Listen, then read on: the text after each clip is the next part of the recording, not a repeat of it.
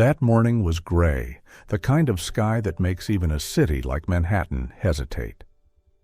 At the top floor of a sleek glass building in an apartment where everything was calibrated to perfection, lights, temperature, the rhythm of coffee, and silence, Ethan Walker began his day like any other.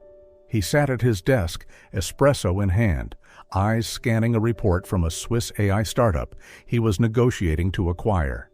There was no sound, no surprises. At 35, Ethan was a venture capital CEO who lived in a world where emotions were liabilities and unpredictability was the enemy. Until the doorbell rang, he looked up, frowning. No one got to this floor without clearance. No deliveries, no guests, no schedule showing any interruption. He stood, crossed the cold marble floors slowly, and opened the door with the guarded instinct of a man who controlled every variable. And then, everything inside him halted. She was there. Grace Harper. Her once long hair was now short, her face thinner, her posture stronger. But the calm in her eyes was still there, the same calm that once pulled him in like gravity. But it wasn't her that froze him. It was the child in her arms. A little boy, maybe 4 years old. Brown hair, fair skin, intense focused stare, and those eyes, steel gray, unmistakable. He saw himself.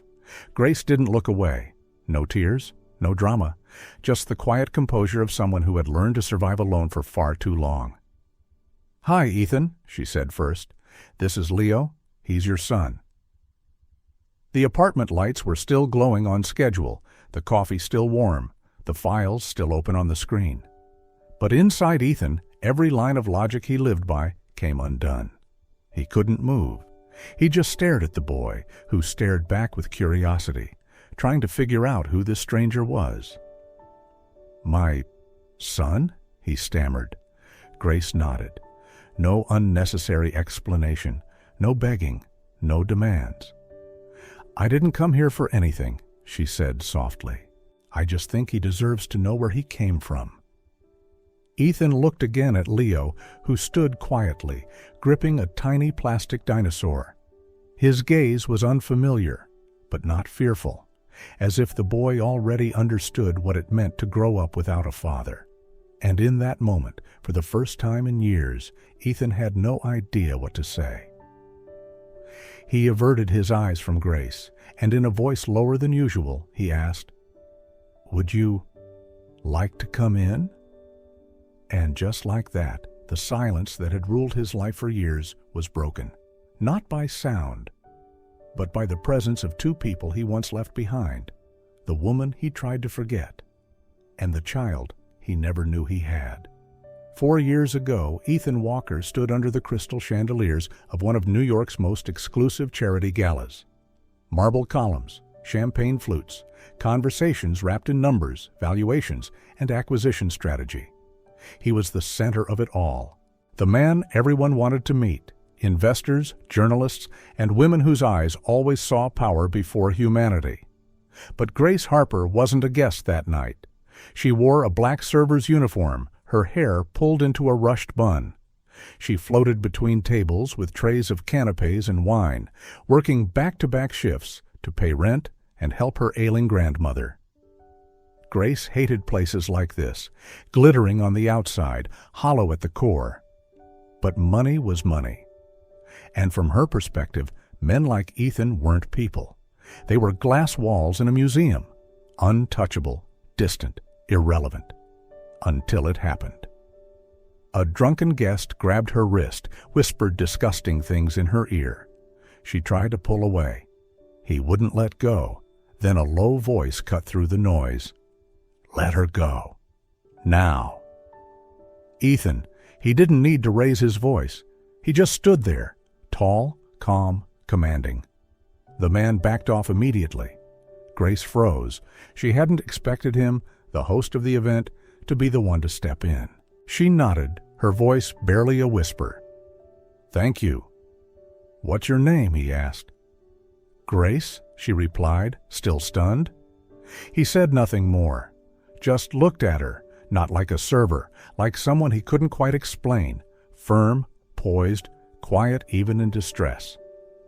And maybe it was that quiet fire in her eyes that cracked something in him, something buried, forgotten.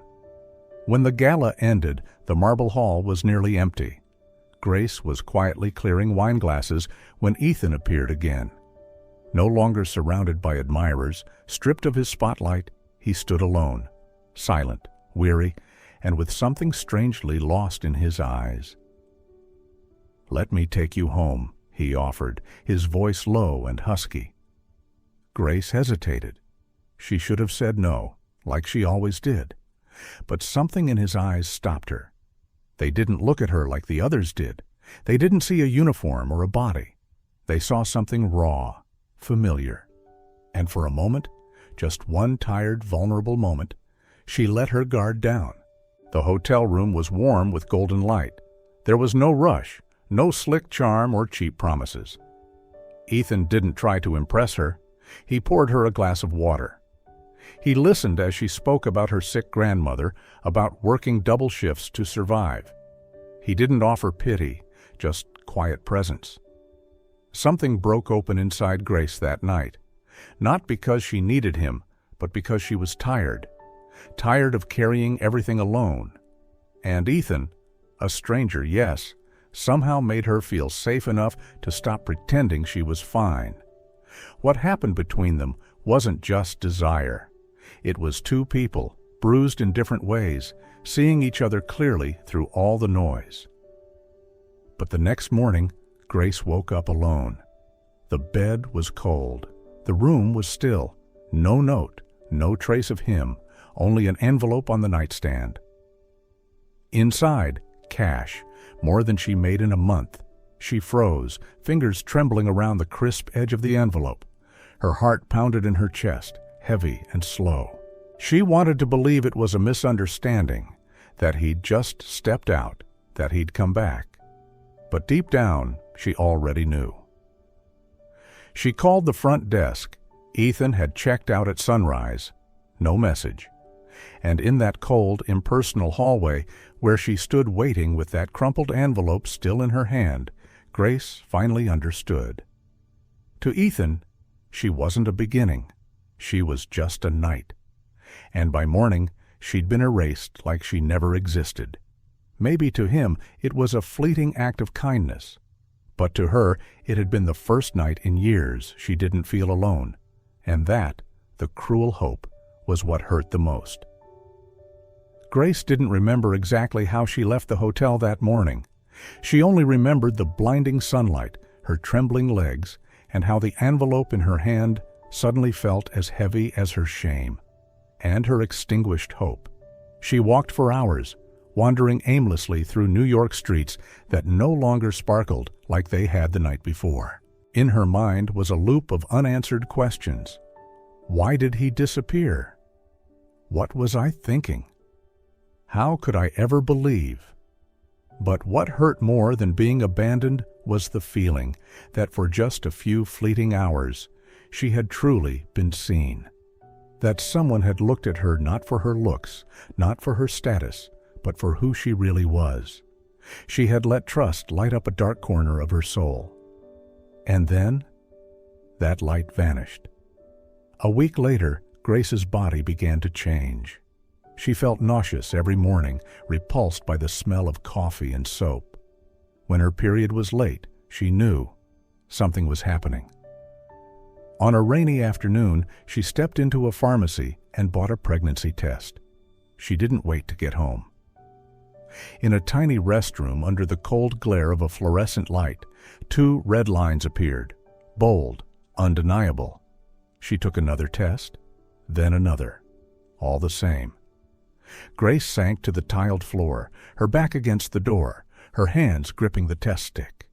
No tears, no screams, just silence, deep and heavy, like a destiny the universe had quietly written. She was only 22, still in college, no parents, only a frail grandmother she lived with. A woman who, upon hearing the news, didn't scream because of the child, but because, "You've destroyed your future, Grace. a waitress pregnant by a man whose real name you don't even know. 2 weeks later, her grandmother kicked her out. Her belongings were packed into a cardboard box and left on the doorstep, like something discarded. She didn't cry. There were no tears left. From the moment she knew a tiny life was growing inside her, Grace had changed. She found a basement room to rent, damp with moldy walls and a creaky ceiling. The landlady was a widowed old woman who let Grace stay in exchange for cleaning, cooking, and walking her grandson to school each morning. By day, she sold handmade soaps on the sidewalk. In the afternoon, she babysat. At night, she took college classes online using free Wi-Fi from a bakery down the street. She did her homework beside piles of laundry, took notes while drying cloth diapers. And every night, she placed a hand on her belly and whispered, "As long as you're here, I won't fall." Her belly grew, and so did the stares from strangers. Some looked with pity, some with judgment. But she didn't care. She didn't need anyone to believe in her. She only needed the child inside her to know Mama never gave up. In the 6th month, one night while folding laundry, she felt the first kick, gentle but unmistakable. Grace laughed, her first real laugh in months. "Your name will be Leo," she whispered. "My little lion. I may be scared, but you be brave for me, okay?" When the day of birth came, she walked into the hospital alone. No one by her side, no one waiting in the hallway, just screams, footsteps, pain that tore through her body. And then Leo's cry filled the room. The nurse placed him on her chest. When his tiny gray eyes opened, Grace felt her heart stop, not from pain, but from peace. She didn't need anyone to pick her up. No flowers, no cake, no Ethan, just her child. She wrapped Leo in her old coat and took a cab back to the basement. With no crib, she lined a laundry basket with towels for his bed. Days passed, then weeks, then months. She made toys from plastic bottles, cooked porridge with donated vegetables, sewed diapers from old cloth, memorized every fever, every drop of medicine, every distinct cry. And then one day, Leo said, "Mama." She held him close, feeling her heart, after all the years of layered wounds, begin to heal. Grace never once spoke Ethan's name, never sent another letter, because she thought, if he wanted to find me, he would have. But there was one thing she hadn't expected. One day, Leo, his voice soft and eyes full of curiosity, looked up and asked, "Mama, do I have a daddy?" And in that very moment, Grace understood. Silence was no longer an option. And now, 4 years after that lonely hospital birth, Grace sat in the luxurious apartment of the man who once disappeared from her life, her hand resting gently on her son's back as she prepared to open a truth she once vowed to carry alone. The apartment was still and silent, but something inside it had shifted. Ethan sat on the leather sofa while Grace gently helped Leo settle onto the soft rug near the fireplace. The apartment was as quiet as ever, but the air had changed. Ethan sat on the leather sofa while Grace gently helped Leo settle onto the soft rug near the fireplace. The boy immediately pulled out a box of crayons and began drawing on the back of a grocery receipt. That innocence made something twist inside Ethan. Grace placed a navy blue folder on the glass coffee table between them. The edges were worn, one corner slightly bent. It looked like something opened and folded 100 times. Too personal, too fragile. Inside, you'll find the birth certificate, medical records, some of his drawings, and other things, Grace said, her eyes on her son. "You don't have to look right away, but I think you should know." Ethan straightened, his eyes locked onto the folder. His fingers trembled slightly as he opened it. The first page slid out. Birth certificate. Mother, Grace Harper. Father, Ethan Walker. He swallowed hard, not out of shock, but out of the slow, painful realization of everything he had missed. Next came medical notes, fever records, immunizations, a small scribbled doctor's line. Bronchiolitis, 10 months. He hadn't known, hadn't been there. Then came the drawings, messy crayon lines, wild colors. One had 3 stick figures, a mother, a boy, and a tall man beside them. Above it, scrawled in crooked letters, "Looking for Dad." Ethan looked away, his throat locked up. "I didn't know," he whispered, almost in shame. "I tried," Grace answered, neither cold nor kind. "I called, I wrote, I left messages, but eventually I had to choose being a mother over begging for presents."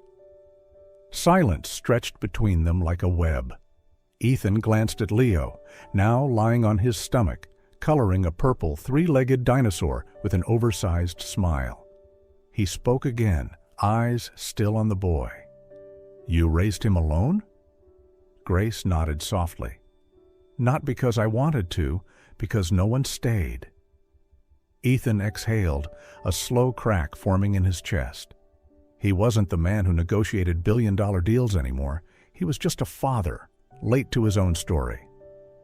"I want to know him," he said, voice lower, truer. "I don't know how, but I want to learn, slowly, if you'll let me." Grace didn't answer immediately. She studied him, not to judge, but to search for something real. "I'm not here to test you," she said quietly, "but I won't let my son dream about someone who might disappear." Ethan nodded, stripped of defense this time. "Good," Grace said, then turned to the rug and called gently, "Leo, sweetie, come here a sec." The boy trotted over, holding his unfinished drawing. "Remember Mr. Ethan? He came today because he wants to know more about you." Leo looked up at Ethan like he was analyzing a brand new cartoon character. Then, with a grin, he held out the picture.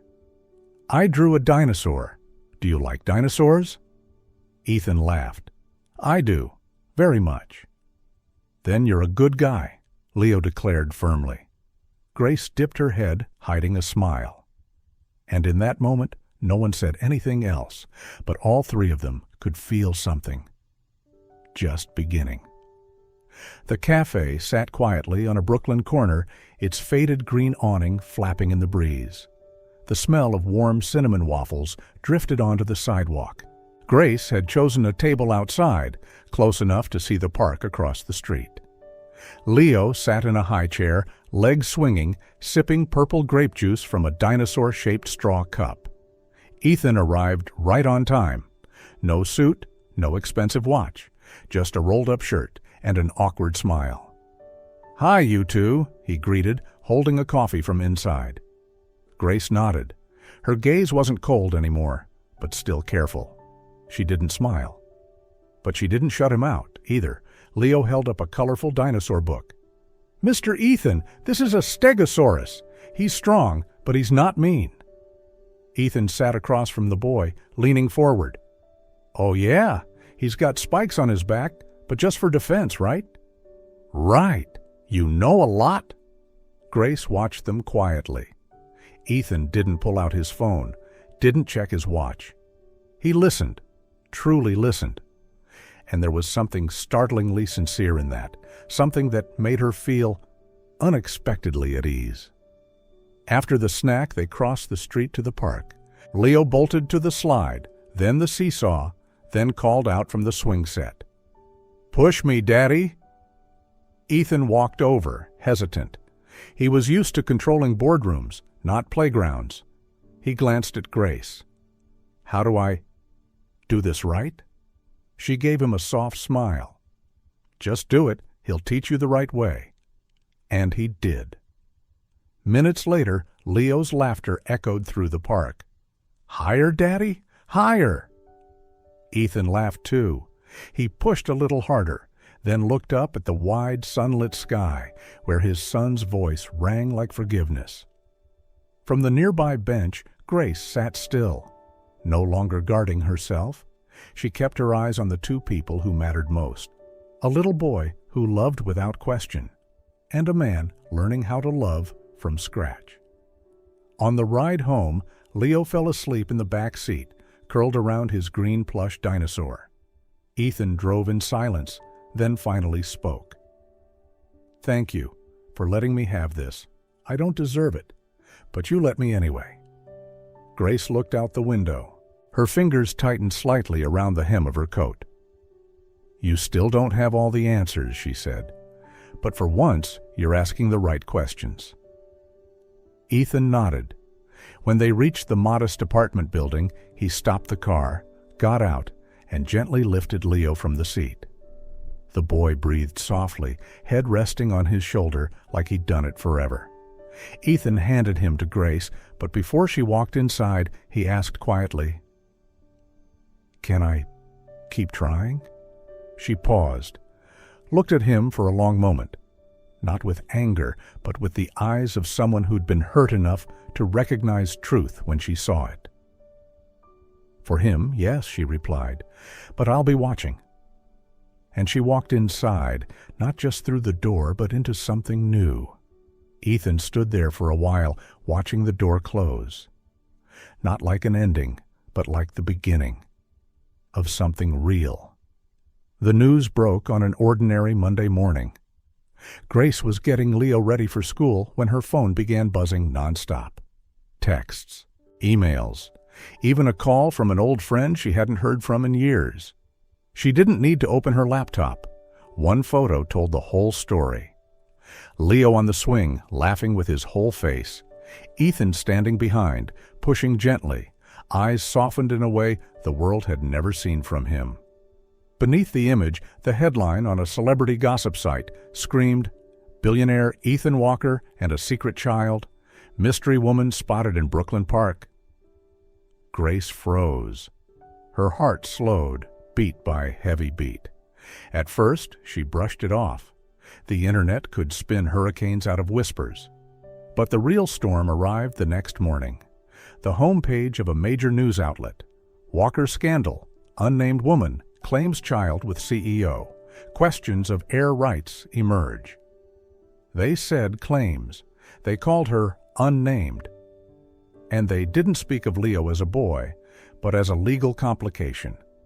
Ethan called before she even finished reading the article. "Did you see it?" His voice was colder than it had been in days. Grace gripped the phone. "I did." "Did you talk to anyone? A reporter? Someone at the cafe?"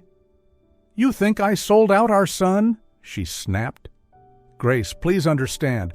My company is under fire. The board is panicking. My lawyers are working overtime to manage the fallout." Your lawyers." Her voice turned bitter. "Not our problem, not our child, just you, doing damage control like last time when you disappeared without a word." Ethan fell silent. No defense, no denial. "I thought you'd changed," she said softly, "but all it took was one headline, and you're gone again, just like before." "Grace, I didn't mean—" "No need," she cut him off. "I get it now." And for the first time in years, she was the one to hang up first. That night, Grace held Leo close when he asked, "Mom, is Daddy going away again?" She didn't answer, just hugged him tighter. Leo's eyes closed as sleep took him, but the questions stayed behind. Silent, stubborn, and familiar. Once again, she found herself facing the very thing that had once broken her heart. Silence. That night, Ethan couldn't sleep. The apartment felt colder than ever. He opened his laptop, logged into the legal team's archive. The photographer's name appeared. A few clicks later, the client name flashed back. Catherine Walker, image advisor, stepmother. He couldn't breathe. The next morning, he stormed into the family estate. Catherine was by the pool, reading calmly. "It was you," he said through clenched teeth. She looked up, unfazed. "I don't know what you mean." "You hired the photographer. You leaked those pictures." She sighed, closed her book. "I did what needed to be done. That woman is a threat to the Walker name? You really thought I'd stay silent? That woman is the mother of my child. She's a mistake, Ethan, and mistakes must be cleaned up. Ethan drove home like lightning. He found the box Grace had once left behind. At the bottom was a photo, Grace with messy hair, standing on a street corner, holding a cardboard sign. Handmade soap for babies' diapers. On the back, written in faded ink, "You were already a father, even if you didn't know it. I never hated you. I just waited for you to see us. With your heart." And for the first time in years, Ethan collapsed over his desk and cried. That morning, the elementary school where Leo studied buzzed with unusual excitement. The hallways were decorated with paper flags, colorful hearts, and cardboard ties hand-drawn by the children. On a small stage draped in pale blue fabric, dozens of students prepared for the Father's Day celebration. In the last row, Grace sat quietly, as always. She wore a simple dress, her hair neatly tied back, her face trying to stay calm, but her hands were tightly clenched. On stage, Leo stood in the second row, clutching the sign he had worked on all week. It was a messy drawing of a father and son holding hands, with a blue marker message above. "Dad, I love you to the sky." The boy lifted his head and scanned the crowd, eyes searching. At first he smiled, but when he didn't find the face he was hoping for, that smile quickly faded.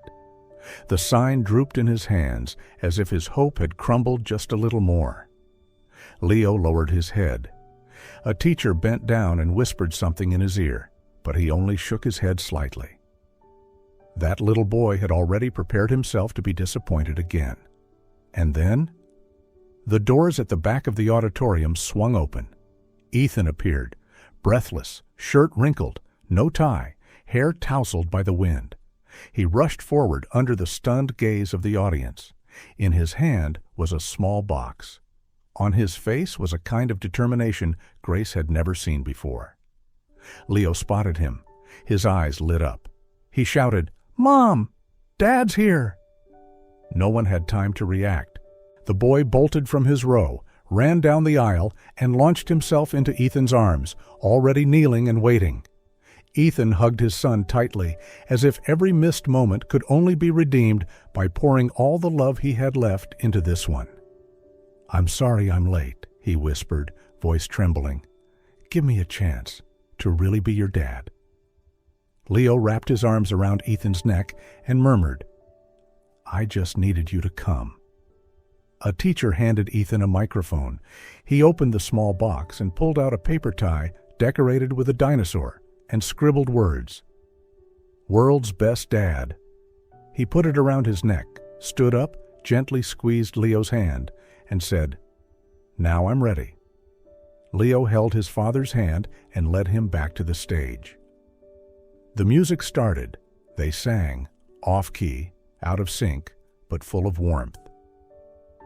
In the last row, Grace wiped away her tears. For the first time in years, they didn't come from pain, but from a hope restored.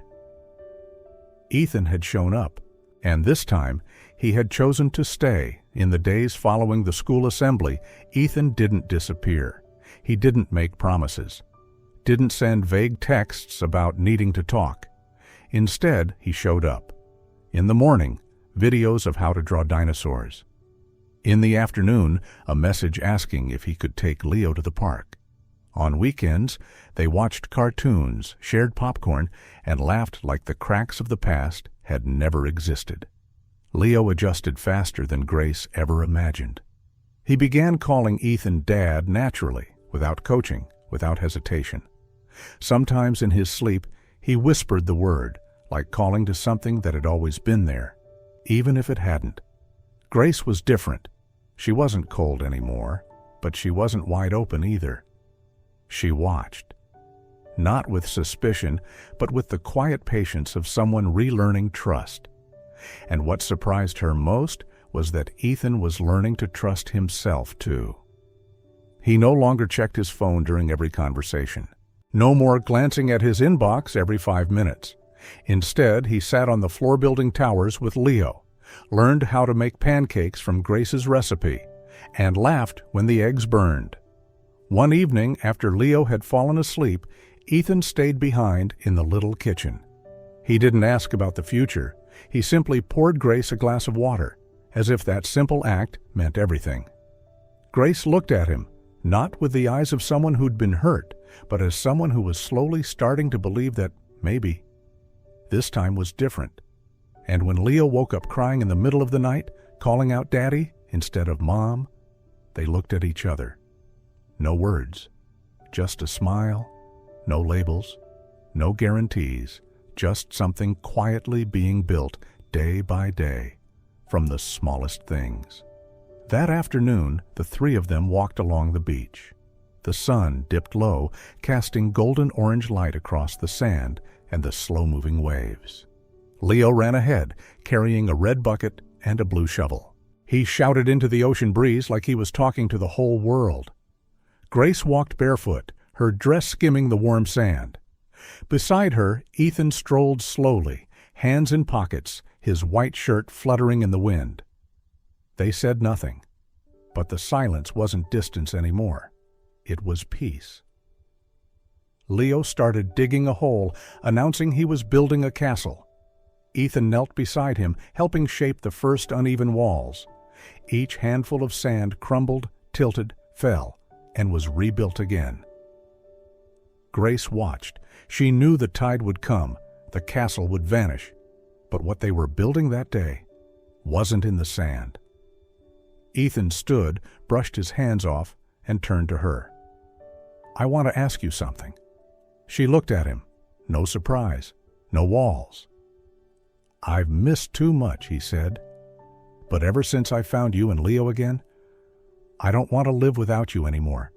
Not out of guilt, but because, for the first time, I want to choose this." He reached into his pocket and pulled out a simple silver ring set with a small blue stone. Nothing flashy, but solid.